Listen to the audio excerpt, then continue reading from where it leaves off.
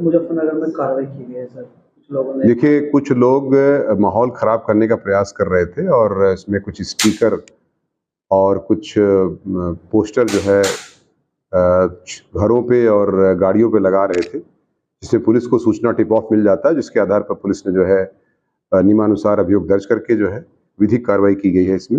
इसमें 3 लोग हैं तितावी थाना क्षेत्र से और 2 खालापार थाना क्षेत्र से हैं, जिन पर विधिक कार्रवाई करते हुए पुलिस ने गिरफ्तारी करके और अग्रिम कार्रवाई की जा रही है। सर क्या कारण से बरामद हुआ है सर?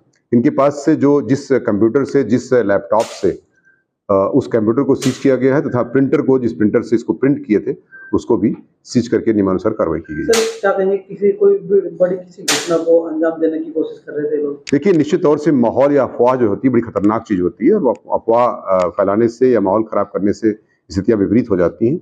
इसलिए अब मैं आपके माध्यम से अपील भी करना चाहूंगा कि लोग इस तरह के अफवाहों के चक्कर में ना आए, अन्यथा विधिक कार्रवाई उनके खिलाफ सुनिश्चित की जाएगी। कुछ जनपद में कोई धारा लागू की गई है जिस तरह से माहौल?